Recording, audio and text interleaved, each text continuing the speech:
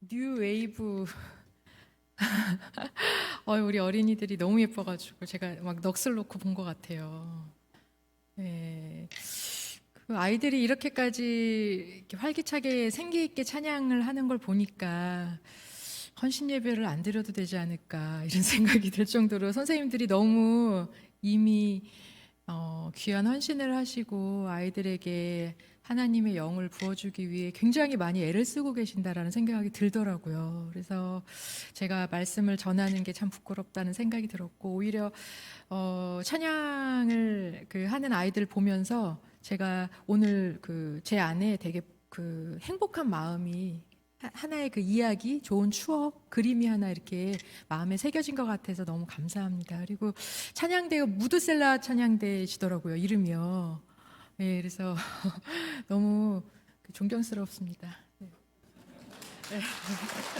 네, 그래서 가장 어린 다음 세대와 또 가장 어르신인 분들이 이렇게 예배 때 같이 찬양을 하고 어우러져서 함께 신앙생활 할 수 있다는 것은 굉장히 큰 복인 것 같아요. 그래서 오늘 너무 제가 벌써 은혜를 받고 시작을 하는 것 같습니다. 이제 보통 연말쯤이 되면 선생님들이 목회자를 찾아오는 경우가 종종 있습니다. 왜 찾아오실까요? 선생님 찾아가셨어요? 왜 웃으세요? 아까 유아 유치부 부장님이셨던 것 같은데요. 왜 찾아오시냐면, 저 내년에는 교사 못해요. 이제 이야기를 주로 많이 하세요. 근데 제가 마음이 이해가 되는 게, 저는 제가 목회자일 때도 저희 대표 저희 팀장 목사님 찾아가서 종종 그 얘기 했거든요. 목사님, 저는 내년엔 사역 못할 것 같아요. 그래서 제가 그 마음이 이해가 됩니다. 그래도 선생님들이 찾아오시면 이제 묻죠. 선생님 왜 그러세요? 그러면 선생님들이 하나같이 다 하시는 말씀이, 저는 교사 자격이 없어요. 그런 얘기를 많이 하시거든요. 그럼 이제 저도 얘기를 합니다. 저도 목사 자격이 없는데 목사하고 있어요. 이제 그러면서 묻죠. 왜 근데 그런 생각 하셨습니까? 이렇게 물어보면, 연초가 되면 우리 아이들 만날 생각에 명단을 받고 내가 이 아이와 함께 올 한 해 정말 주님 십자가 지는 마음으로 최선을 다해서 목양해야지. 그리고 토요일이 되면은 아이들 만날 생각이 막 가슴이 두근거렸다는 거예요. 너무 설레어서. 근데 지금은 토요일 날이 되면은 가슴이 두근거린대요. 너희 잠깐 귀 막고 있을래? 아이들 만날 생각에 가슴이 두근거린대요. 내일 또 어떻게 만나서 아이들과 함께 어떤 시간 보내지? 근데 아이들, 이제 선생님하고 그런 얘기를 쭉 하다 보면 선생님들이 왜 그런 생각을 하셨냐면, 처음에 그렇게 품었던 그 첫 마음, 첫 사랑, 첫 열정들이 점점 시간이 지나면서 이렇게 사그라드는 거예요. 근데 선생님들이 그 첫 마음, 첫 사랑이 사그라드는 걸 못 견뎌 하시는 거예요. 근데 저는 그런 마음들을 확인하고 나면 이 선생님 너무 귀하시다 이런 생각이 들어요. 사실은 저도 목사지만 그 첫 열정과 첫 마음이 없이도 목회를 할 수 있다는 거를 알게 됐거든요.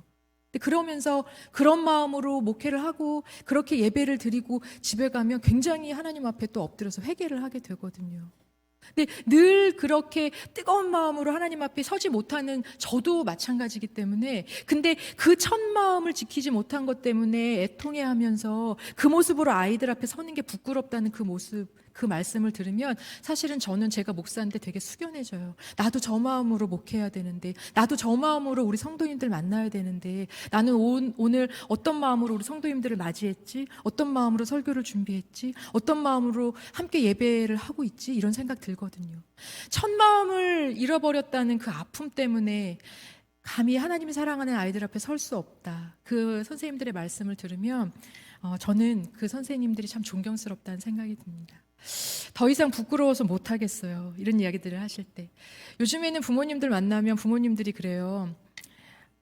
초등학교 한 2, 3학년 정도 되는 아이들, 3, 4학년 되는 아이들 부모님한테 아이들하고 대화 많이 해요? 그럼 아이들이 벌써 3, 4학년인데 벌써 말대꾸해요. 너무 힘들어요. 그러면 중학생 정도 되는 부모님들 뭐라고 하는 줄 아세요? 말대꾸 해주면 고마워해야 돼요. 이렇게 얘기를 해요. 뭐냐면 블랙홀 같대요. 내가 분명히 말을 했는데 말이 그 아이 안에서 사라져버렸대요. 말이 있었는데 없어진 거예요. 그래서 말이 쏙 빨려 들어가서 나는 분명히 말하고 있는데 아이는 벌써 문을 닫고 들어가 버리고, 그래서 이게 대화가 안 되는 거예요. 그러니까 부모님들도 가슴이 답답하시대요.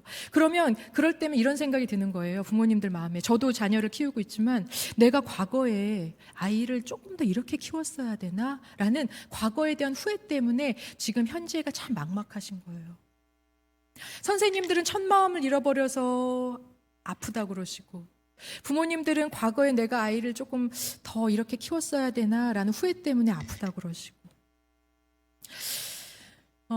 선생님들과 부모님들을 만나보면 우리 지금 자라가고 있는 아이들, 다음 세대 아이들이 때로는 마른 뼈 같다 그런 얘기를 합니다. 참 까끌까끌하다는 거예요. 근데 저는 오늘 뉴웨이브 찬양하는 아이들의 그 해맑은 표정과 생기 넘치는 찬양을 보면서 이 아이들 부모님은 참 복 받으셨다 이런 생각이 들었어요. 혼란의 시기에 접어든 우리 아이들을 보면 꼭 마룻바 같아서 까끌까끌하고, 예전에는 다가가면 참 폭신거렸는데 지금은 다가가면 서로 상처 입고 쓸려서 아프기도 하는 거죠. 본인들이 좋아할 때는 참 생기가 있는데 좋아하는 것 아닌 거에서는 생기가 없어서 쭉 가라앉는, 별 감흥이 없이 생기를 잃어버린 것처럼 사는 아이들을 보면 참 안타깝다라는 얘기를 합니다. 우리 다음 세대 아이들을 이렇게 보면서 어른들은 마른 뼈와 같은 아이들을 보면서 이런 생각을 하는 거예요. 우리 아이들에게 소망이 있을까? 우리 아이들 건강하게 잘 성장해서 아름다운 인생, 사람답게 그렇게 잘 살아갈 수 있을까? 그런 생각들이 든다는 거죠.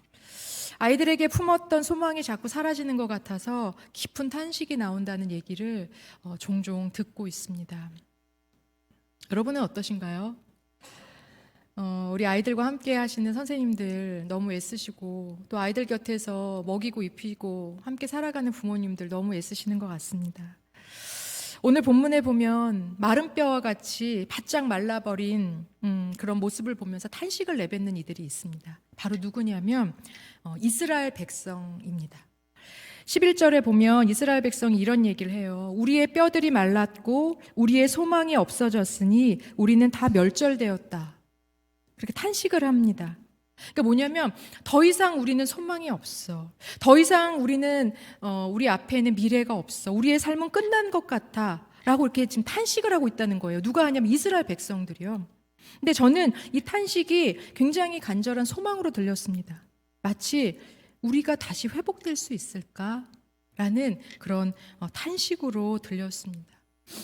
여러분, 지금 에스겔 선지자는요, 동족의 비참한 상황을 환상 속에 보고 있는 거거든요. 하나님이 에스겔 선지자를 들어서 어떤 골짜기에 갖다 놨는데 그 골짜기에 마른 뼈가 수북한 거예요.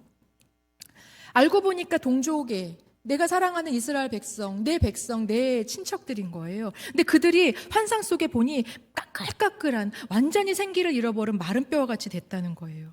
얼마나 마음이 참담했겠습니까? 근데 3절에 보면 그런 에스겔에게 하나님이 질문하시는 장면이 있습니다. 여러분 3절 한번 같이 읽어보시겠어요? 에스겔 37장 3절입니다. 그가 내게 이르시되 인자야 이 뼈들이 능히 살 수 있겠느냐 하시기로 내가 대답하되 주 여호와여 주께서 아시나이다. 하나님이 에스겔에게 먼저 물어보시는 거예요. 인자야, 네가 생각하기에는 이 뼈들이 살아날 것 같으냐? 이렇게 질문을 한 거죠. 근데 거기에 대해서 에스겔이 뭐라고 하냐면 주께서 아십니다. 이렇게 대답을 하는 거예요. 주께서 아시나이다. 이게 무슨 뜻일까요? 제가 어떻게 알겠습니까? 이 뼈들이 살아날지 안 살아날지 내가 어떻게 알겠습니까? 라는 그 안타까운 마음에, 속상한 마음에 터져나오는 항변일 수도 있지만 저는 이 구절이 다르게 읽혔어요. 에스겔이 주께서 아십니다 라고 말했던 이 마음은 주님이 아시죠. 왜냐하면 회복은 주님 손에 있으니까요 라는 고백이었던 것 같아요.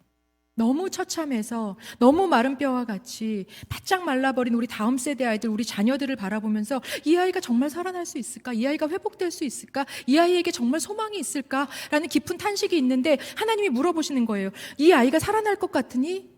그때 주께서 아십니다. 왜냐하면 회복은 주님 손에 달려 있으니까요 라고 지금 에스겔이 고백한 거거든요. 어쩌면 에스겔은요, 주님 외에는 답이 없어요. 라고 지금 간절하게 하나님 앞에 엎드려서 고백한 걸 수도 있습니다. 주께서 아시나이다. 저는 이 질문을 들으면서 한 사람이 떠올랐어요. 그게 누구냐면 요한복음 21장에 보면 베드로가 나옵니다. 베드로가요, 예수님을 3번 부인했죠. 네, 그리고 예수님이 십자가 달려 돌아가시고 나서 그 다음에 베드로가 어디로 갑니까? 자신의 고향인 갈릴리로 돌아갑니다. 저는 제가 몇 년 전까지 그 본문을 읽기 전까지는 한 구절을 알게 됐는데, 그 전까지는 베드로가 그냥 실패감에, 자괴감에 나는 더 이상 따를 스승이 없어 라는 마음으로 그냥 갈릴리에 돌아간 줄 알았어요. 모든 걸 다 포기하고. 근데 그게 아니라는 걸 알았어요. 스승을 저주하고 부인한 후에 갈릴리 바닷가로 가서 그물질하던 베드로에게 누가 찾아오시냐면 예수님이 찾아오시잖아요. 근데 예수님이 딱 오셔서 베드로에게 하셨던 첫 번째 질문이 있습니다. 혹시 그게 뭔지 아세요? 물고기는 잡았니? 라는 질문이었어요.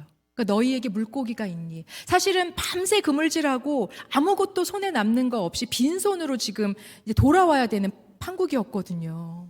근데 예수님이 오셔서 베드로한테 첫 번째 질문이 네 손에 물고기가 있니?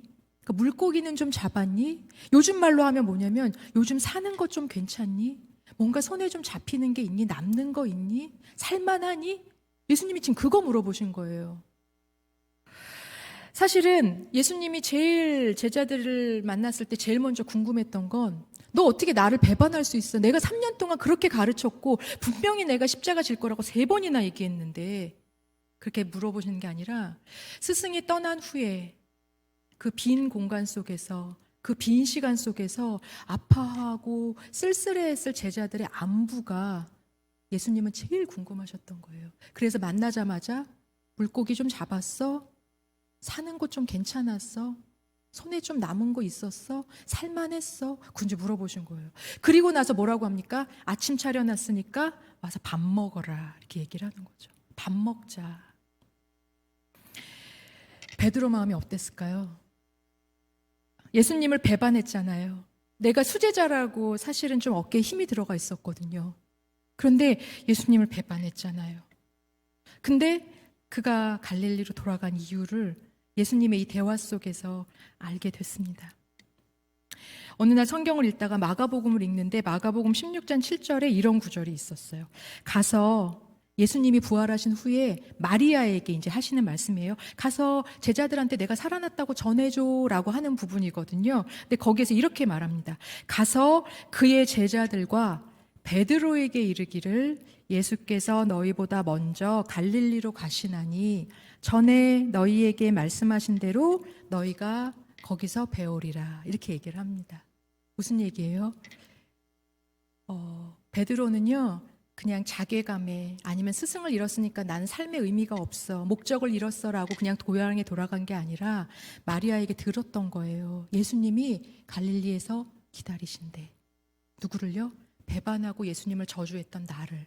근데 마리아에게 뭐라고 합니까? 제자들과 베드로에게 전해줘, 이렇게 얘기하는 거예요. 베드로를 꼭 집어서 얘기를 한 거예요. 저는 이때 이 구절을 읽으면서 예수님이 너무너무 감동적이었어요. 생각해 보세요. 제자들한테 다 예수님이 갈릴리로 오래 기다리고 계신데 이랬을 때 누구는 차마 못 왔을까요?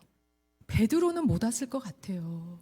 자기가 한 일이 있는데 염치가 없어서 예수님께 못 왔을 것 같거든요. 근데 그 마음을 알으셨는지 예수님이 베드로에게 전해줘, 내가 기다리고 있다고, 이렇게 얘기를 한 거예요.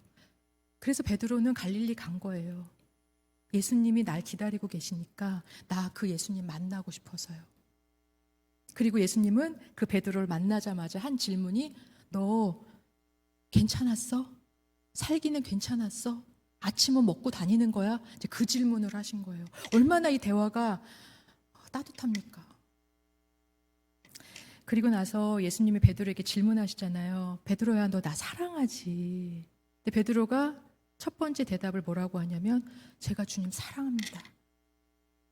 내 양을 먹여줄래? 두 번째 또 질문하시죠. 베드로야, 너 나 사랑하지? 그랬더니 베드로가 저 주님 사랑합니다. 그럼 내 양을 쳐줄래? 마지막에 한 번 더 질문하시잖아요.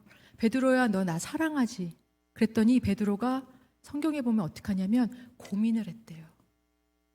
고민을 하고 나서 한 대답이 내가 주님을 사랑하는 걸 주님이 아십니다. 이렇게 얘기를 하세요. 베드로는요, 자기가 주님을 정말 사랑하는 줄 알았어요. 첫 번째, 두 번째는 정말 그렇게 대답했던 것 같아요. 내 의지로. 근데 세 번 주님이 질문하실 때 생각했나 봐요. 아, 내가 내 의지로 주님을 사랑할 수 있는 사람이 아니구나. 내가 주님을 사랑하는 건 주님이 너가 나 사랑하는 건 내가 알아 라고 내 마음속에 있는 사랑을 끄집어내 주셨기 때문에 내가 주님을 사랑할 수 있는 거구나. 주님, 내가 주님을 사랑할 수 있는 것도 다 주님 손에 달려 있습니다. 주님께로부터 오는 은혜입니다. 라고 지금 베드로가 고백하는 거예요. 그리고 나서 예수님 뭐라고 합니까? 이제는 네가 젊을 때처럼 네가 하고 싶은 대로 사역을 하는 게 아니라 이제는 내 안에서 딱 붙들려서 내 손에 붙들려서 사역하게 될 거야 라고 이제 베드로에게 새로운 사명을 줍니다. 주님 살아날 수 있을까요? 라는 그 에스겔의 질문에 주께서 아십니다. 주님 외에는 답이 없거든요 라고 고백할 수 있었던 에스겔에게 너 나 사랑하니? 그랬더니 내가 주님 사랑하는 거 사실 제가 돌아보니까 저는 주님을 사랑할 만한 사람이 아니었네요. 사랑할 수 있는 줄 알았거든요. 제가 감당할 수 있는 줄 알았거든요. 근데 그게 아니었네요. 내가 주님을 사랑하는 건 주님이 아십니다. 왜냐하면 주님이 나로 하여금 주님을 사랑할 수 있는 사람 되게 하시는 분이니까요 라고 고백한 거예요. 그때 베드로에게 새로운 사명을 주셨습니다. 마른 뼈와 같은 우리 아이들 곁에서 살아가는 건 사실 쉽지가 않습니다. 저도 아이들을 키우고 있는데요. 저희 딸 둘인데 17살, 20살이거든요. 제가 한 5, 6년 전, 10년 전, 그 전까지만 해도 부모님들 만나면 사춘기 막 심하게 겪는 이렇게 아이들 있는 부모님들 만나면 걱정하지 마세요. 사춘기 곧 끝나요. 한 짧으면 2, 3년, 길면 한 5, 6년이면 끝나요. 걱정하지 마세요. 이랬거든요. 근데 저희 아이들이 사춘기는 시작한 지가 되게 오래됐는데 지금 17살, 20살인데 아직도 안 끝나는 거예요. 그래서 제가 요즘에는 사춘기는 안 끝날지도 몰라요. 이렇게 얘기를 하고 있어요. 무슨 얘기냐면 다음 세대 아이들과 함께 살아가는 건 쉽지는 않다는 거예요. 그리고 다음 세대 곁에서 있는 어른들 생각해 보세요. 다 어떤 분들입니까? 중년기, 갱년기에 계신 어른들이잖아요. 부모님들도 교사들도. 사춘기 혼란을 겪는 아이들과 중년기, 갱년기에 혼란을 겪는 사람들이 만난 거예요. 혼란스러운 사람들끼리. 그러니까 얼마나 까끌거리고 아프겠습니까? 근데 하나님이 이 둘을 이렇게 만나게 하신 거예요. 참 신기하죠? 누구라도 하나 안정된 상태에서 만나면 좋은데 혼란스러운 사람과 혼란스러운 사람들을 만나게 하신 거예요. 왜 그랬을까? 혼란스러운 아이들을 보며 부모님은 어떤 생각을 하시냐면요. 어릴 때는 내가 아이들을 위해서 뭐든지 할 수 있다고 생각했어요. 내가 하면 뭐든지 아이들이 변화될 거고 잘 클 수 있을 거라고 생각했거든요. 근데 제가 커보니까요. 웬걸요? 안 되는 거예요. 제가 목사인데도 우리 아이가 교회를 안 나오겠다고 하고요. 제가 청소년 사역을 한 지가 지금 15년 차 이 다세연을 하고 있는데 모르겠는 거예요. 청소년들. 아, 내가 할 수 있는 게 별로 없구나. 아이들이 혼란스러운 상황을 보면서요. 어른들은 내가 할 수 있는 게 별로 없구나. 모든 것은 다 주님 손에 달려있구나. 주님 외에는 답이 없구나. 점점 이렇게 엎드리게 되더라고요. 근데 놀라운 거는요. 나의 혼란 때문에 아파서 같이 하나님 앞에 엎드리는 어른을 보고 혼란스러운 아이들이 자신의 어려울 때 하나님 앞에 엎드리는 법을 배웁니다. 안정되고 뭐든지 잘 되고 있는 그런 상황이 아니라 오히려 자신의 혼란 속에서도 여전히 나를 위해서 버텨주고 그 속에서 하나님, 주님 외에는 답이 없어요. 내가 정말 할 수 있는 게 없다는 거 점점 느끼게 됩니다. 라고 엎드리는 부모와 교사와 어른들을 통해요. 아이들은요, 하나님에 대한 힌트를 얻는다는 거예요. 내가 혼란스럽고 내가 이렇게 아플 때 나도 저 어른처럼, 저 교사 선생님처럼, 저 부모처럼 나도 하나님 앞에 엎드리면 거기에 답이 있겠구나. 라고 생각하고 하나님 앞에 엎드린다는 거예요. 그래서 여러분, 왜 하나님이 혼란스러운 사람끼리 만들었냐면요. 혼란과 혼란 속에서 서로 하나님 앞에 엎드리는 법을 배우게 하시는 거예요. 그래서 결국엔 주께서 아십니다. 내가 주님을 사랑하는 것도 주님이 그렇게 해주셨기 때문에 가능한 거고, 내가 교사로서, 부모로서, 어른으로서 이렇게 다음 세대 곁에서 그래도 아이들과 함께 숨쉬며 살아가는 것도 다 주님의 은혜입니다. 그 순간 그거를 위해서 하나님이 만드셨던 거예요. 여러분은 지금 어떤 그런 절망들을 갖고 계신지 모르겠어요. 꼭 다음 세대 아이가 아니어도 한 가정을 이룬다는 것, 교사로서 한 반을 이루어 간다는 것, 또 시민으로서 살아가는 모든 순간, 그리고 이 세상에서 그리스도인으로 살아가는 모든 순간, 사실은 우리는 수많은 그런 절망들과 탄식이 나올 때가 있거든요. 근데 그때 하나님이 물어보실 거예요. 너는 이 아이가 살아날 거라고 믿니? 너는 이 상황이 잘 회복될 거라고 믿니? 사실은 하나님은 우리에게 계속 질문하시거든요. 근데 여러분 곰곰이 생각해 보세요. 고통이 너무 오래되잖아요. 문제가 너무 반복되잖아요. 너무 일상이 까끌거리잖아요. 그러면 사실은 우리 안에서 하나님 앞에 하나님 이거 좀 고쳐주세요 라는 그 소망에 대한 고백이 점점 없어집니다. 그냥 이렇게 손을 놓게 되거든요. 근데 너무 감사한 건 우리가 소망을 놓으려고 해도, 우리가 회복에 대한 소망을 꿈꾸지 못해도 하나님이 우리 다음 세대 아이들의, 그리고 우리의 가정에, 우리가 짊어지고 있는 삶의 무게를 포기하지 않고 계속해서 우리에게 질문한다는 거예요. 너는 살아날 거라고 믿니? 그럼 그때 저는 우리가 이렇게 대답하면 좋겠어요. 주께서 아십니다. 회복은 주님 손에 달려 있습니다. 제가 돌아보니 제가 할 수 있는 게 아무것도 없습니다. 사실은 우리 무도셀라 찬양대에 계신 우리 어르신들의 믿음이 너무 귀한 게요. 어르신들은 하나님 앞에 엎드리는 법을 아시는 분들이세요. 그러니까 오히려 내가 할 수 있는 게 아무것도 없어요. 모든 게 다 하나님의 은혜예요. 이렇게 고백하시는 분들이 어르신들이더라고요. 한 공동체 안에 파릇파릇하게 저렇게 찬양하는 아이들과 내가 할 수 있는 게 살고 보니 아무것도 없네요. 지금까지 지내온 거 다 주님의 은혜입니다 라고 고백할 수 있는 어르신들이 계시는 거, 같이 공존할 수 있다는 건 정말 큰 복입니다. 왜냐하면 아이들을 통해서 어른들은 생기를 얻고요, 어른들의 엎드림을 통해서 아이들은 하나님에 대한 힌트를 얻거든요. 주님 외에는 답이 없어요. 회복은 오직 주님께 있어요 라고 고백할 수 있으면 하나님이 우리에게 그때 이렇게 말씀하세요. 혼자 짐지느라고 너무 애쓰지 말고 이제는 나와 함께 그 멍에를 같이 지자, 이렇게 얘기합니다. 마태복음에 보면 예수님이 이런 말씀하시잖아요. 수고하고 무거운 짐진 자들아 다 내게로 와라. 그럼 내가 쉬게 해주리라, 이렇게 하잖아요. 근데 그 다음에 구절이 붙어서 나오는 구절이 뭔지 아세요? 나는 온유하고 겸손하니 와서 내 멍에를 지라. 아니, 와서 수고하고 무거운 짐진 자들아 와서 쉬어라 이래놓고 와서 내 멍에를 지라는 거예요. 이거 너무 이상하잖아요.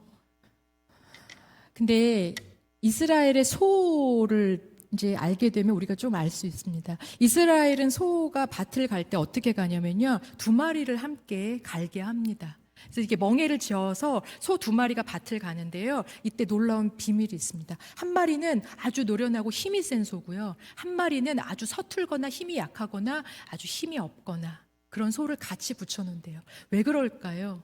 힘이 없거나 서툴거나 아니면 지금 너무 힘이 빠져버렸거나 그런 소가 노련하고 힘이 센 소에 의지해서 밭을 같이 갈게 하는 거예요. 왜냐하면 소는 밭을 가는 게 본인의 사명이잖아요.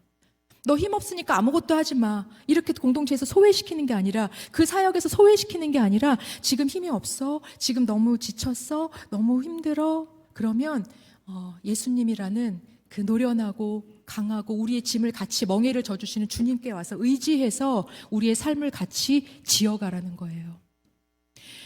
예수님이 그 말씀 뒤에 이렇게 말해요. 와서 내 멍에를 지면 내가 안식하게 해주겠다, 이렇게 얘기합니다.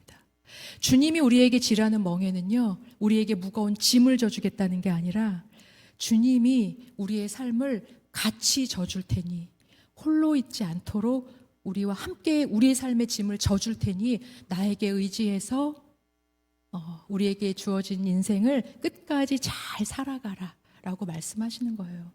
그래서 여러분, 주님의 십자가 앞에 짐을 내려놓을 때 우리에게 안식이 있다고 하잖아요. 그거 진짜예요. 진짜예요. 주님의 십자가 앞에 내려놓으면 이제 우리 홀로 우리 가정 꾸리느라, 우리 반 꾸리느라, 우리 인생 살아가느라 고군분투하지 않아도 된다는 거예요. 주님께 기대서 주님이 인도하시는 대로 우리가 우리의 삶의 짐을 같이 짊어지고 끝까지 갈 수 있습니다. 언제까지요? 주님 품에 안길 때까지. 그래서 주님이 우리에게 짐 갖고 나오라고 하시는 거예요.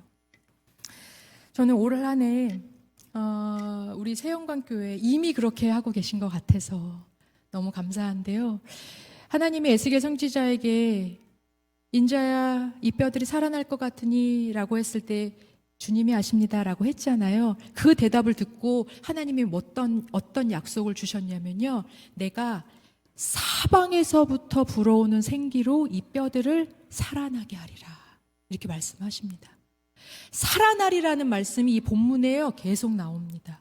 어떻게 살아나냐면요, 하나님의 생기를 불어넣어 주신대요. 근데 너무 놀라운 건 이 생기가 한 군데에서만 불어오는 게 아니고요, 사방에서부터 불어넣어서 한 존재를, 한 공동체를 살리신다는 거예요. 사방이 어딥니까?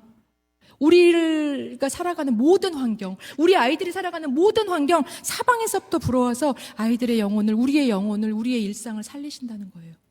예배를 통해서도, 공동체의 따뜻함을 통해서도, 그리고 마른 뼈와 같이 갈라진 가정을 통해서도, 학교를 통해서도, 사회를 통해서도, 이 세상을 통해서도 하나님이 온 세상의 주관자이시기 때문에 거기서부터 불어오는 사방의 생기로 한 존재를, 우리 가정을, 우리 교회를 꼭 둘러싸셔서 반드시 뭐라고 하십니까? 살아나게 하겠다라고 말씀하시는 거예요. 저는 그래서요, 아이들을 둘러싸고 있는 환경, 우리를 둘러싸고 있는 환경, 이 교회 공동체가 너무 소중하다고 생각합니다. 왜냐하면 아이들에게 사방에서부터 불어오는 생기를 건네주는 통로가 바로 믿음의 공동체거든요.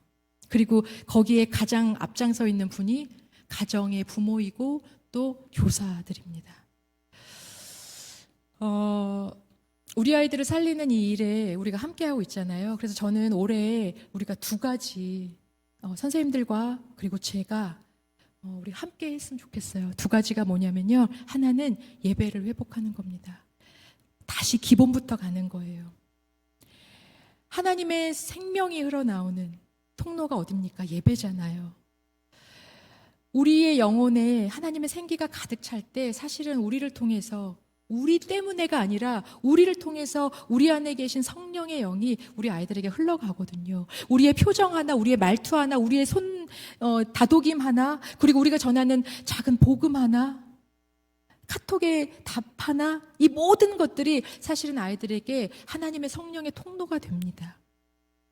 그러기 위해서 먼저 우리 선생님들과 우리 어른들이 예배를 회복하면 좋겠어요.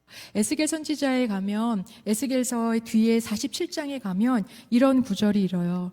에스겔 47장 9절과 12절에 보면, 이 강물이 이르는 곳마다 번성하는 모든 생물이 살고 또 고기가 심이 많으리니 이 물이 흘러 들어가므로 바닷물이 되살아나겠고, 이 강이 이르는 각처의 모든 것이 살 것이며 강 좌우 가에는 각종 먹을 과실나무가 자라서 그 잎이 시들지 아니하며 열매가 끊어지지 아니하며 달마다 새 열매를 맺으리니, 그 다음에 뭐라고 하냐면, 그러니까 물이 이 모든 걸 살린다는 거예요. 근데 그 물이 어디에서 나오냐면 그 물이 성소를 통하여 나옴이라, 이렇게 나와 있습니다. 우리를 살리는 바닷물, 그 소금짠 바닷물까지 살리고, 사실 여기는 사해바다거든요. 아무것도 살지 못하는 사해바다. 그것까지 살리고, 강 좌우에는 그 나무 열매 맺는 나무가 있는데 잎이 시들지 않는데요. 그렇게 해서 그 강이 굽이굽이 흘러가는 곳마다 모든 생물을 살릴 건데, 그 물이 어디서 나오냐면 성소, 곧 하나님의 성전, 예배를 통해 나온다고 하는 거예요. 그래서 저는 여러분, 이제 올해 1월이잖아요. 뭔가 결심하기 딱 좋은 때잖아요. 예배를 진심으로 드리면 좋겠어요. 하나님 앞에 예배할 때마다 정말 하나님, 회복이 주님께 있는데 주님 저를 회복시켜 주시고, 주님으로부터 흘러나오는 물이 내 안에 가득하고 나로부터 흘러나오는 물이 우리 아이들과 우리 공동체, 우리 교회에 흘러가서 그 성령의 물이 흐르는 곳마다 살아나게 해주세요. 오늘 내가 만나는 아이들의 모든 영혼이 하나님의 말씀으로 살아나게 해주세요. 이렇게 기도하면 좋겠어요. 그리고 두 번째, 하나 더 우리 합시다. 우리 서로 C줄과 날줄이 돼주면 좋겠어요. 이게 뭐냐면요. C줄과 날줄이 이렇게 그물 있잖아요. 이렇게 물고기 잡는 그물이라고 한번 생각해 보세요. 우리 아마 어린 친구들은 뭐 이렇게 방방 같은 거 타봤죠? 그 밑에 그물이 있죠? 그래서 거기서 막 팅팅팅 튕겨 놀잖아요? 근데 그물이 만약에 너무 듬성듬성하면 어떻게 될까요? 발이 밑으로 촉 빠지겠죠? 마찬가지로 우리 인생에도요, 우리 인생을 받쳐주는 그물이 있거든요. 근데 그 그물이 우리가 건강해서 마음이 좀 풍성하고 여유가 있을 때는요, 웬만하게 듬성거려도 빠지지 않아요. 근데 살다 보면 마음이 쪼그라붙을 때가 있고, 생기를 잃을 때가 있고, 아플 때가 있고, 힘들 때가 있잖아요. 근데 그물이 듬성듬성하다고 생각해 보세요. 그러면 바닥까지 그냥 추락을 하는 거예요. 그때 그물이 조금 더 촘촘하다면 어떻게 되겠어요? 떨어지지 않고 그물에 의지해서 조금 쉬었다가 다시 그 탄력으로 일어날 수 있거든요. 우리 청소년들 만나면 청소년들이 맨날 뭐라고 얘기하냐면요. 정말 그 수련회 같은 데 가서 열심히 기도하는 애들이 하는 얘기예요. 목사님, 전사님, 저요, 굳건한 믿음을 달라고 기도해 주세요. 그래요. 그럼 너 믿음이 뭐라고 생각하니? 능력이래요. 그 어떤 능력을 믿음이라고 하니? 실수나 실패하지 않는 믿음이요. 그때 저희가 꼭 해주는 말이 있습니다. 다세연에서. 얘들아, 진짜 믿음의 능력은 실수와 실패를 안 하는 게 아니야. 실수하고 실패했을 때 다시 하나님을 기억하고 일어나는 게 능력이야. 우리 아이들의 인생에는요, 폴더가 있는데 거기에 수많은 이야기가 지금 쌓여가고 있어요. 실수했을 때 꺼내보아서, 실수했을 때 이렇게 살아야지 하고 꺼내보는 이야기, 기쁠 때 꺼내보는 이야기, 슬플 때 꺼내보는 이야기가 폴더에 있는데 지금 우리 아이들은 그 이야기가 어디로부터 많이 오고 있을까요? SNS, 유튜브, 세상으로부터 많이 오고 있거든요. 그러니까 아이들이요, 그 이야기가 많이 쌓이니까 실수하고 실패하면 세상에서 오는 이야기로 절망하는 거예요. 세상에서 오는 이야기로 이렇게 기뻐하는 거구나 하고 SNS에 나온 이야기대로 기뻐하는 게 진짜 기쁨이라고 생각을 해요. 슬플 때 어디에서부터 위로받아야 할지 몰라요. 우리 아이들의 영혼에 저는 하늘의 이야기가 많이 쌓였으면 좋겠어요. 제가 다윗을 읽다가 다윗이 물맷돌을 가지고 골리앗 앞에 나가는 장면이 있잖아요. 사무엘상 17장에 보면 그 장면이 나옵니다. 알고 있니? 골리앗 앞에 다윗이 이렇게 물맷돌 5개 딱 들고 가잖아. 거기에 보면 다윗은 10대 소년이었어. 너희들 같이 10대 소년이었었어. 근데 아버지가 형들 전쟁터에 나갔으니까 도시락 좀 싸다 줘라 해서 도시락 가지고 전쟁터에 나왔다가 골리앗이 40일 동안 아침 저녁으로 나와서 이스라엘 백성들을 막 모욕하는 걸 듣고 화가 나서 내가 저 골리앗을 무너뜨리겠습니다 하고 이제 사울왕 앞에 간 거죠. 사울왕이 그 다윗에게 뭘 입혀줍니까? 사울의 갑옷을 입혀주잖아요. 부모 마음에 안쓰러운 거예요. 얘가 이대로 나가면 그냥 죽을 것 같거든요. 우리도 우리 아이들 이렇게 사람답게 세상에 나가서 업신여김 당하지 않고 잘 살게 하기 위해서 이렇게 많은 걸 장착해 주잖아요. 사실 그 마음이었던 것 같아요. 근데 그거 딱 벗죠. 그러면서 다윗이 한 얘기가 있습니다. 사무엘상 17장에 보면 이렇게 얘기합니다. 저는요, 하나님의 이야기가 제 안에 있어요. 제가 물맷돌 하나 던져서 사자와 곰 입에서 양을 구해낼 때 하나님이 저 구해주신 이야기가 있거든요. 그때 알았습니다. 다윗의 물맷돌은요, 골리앗을 죽일 수 있는 힘이나 스킬이 아니에요. 방법이 아니고요. 물맷돌 하나 던졌을 때 하나님이 나를 구원해 주셨던 이야기가 하나씩 다윗 안에 쌓인 거예요. 그래서 다윗의 물맷돌은 다윗이라는 인생 안에 쌓인 하나님과 다윗만의 아름다운 이야기들이 쌓여 있던 거예요. 그 이야기를 가지고 골리앗 앞에 간 거예요. 그래서 이렇게 얘기하잖아요. 너는 칼과 창과 단창으로 나에게 오지만 나는 만군의 여호와 하나님의 이름으로 너에게 나간다. 딱 던지잖아요. 저는 우리 아이들이요, 하나님의 이야기가 많이 쌓였으면 좋겠어요. 물맷돌이 많았으면 좋겠어요.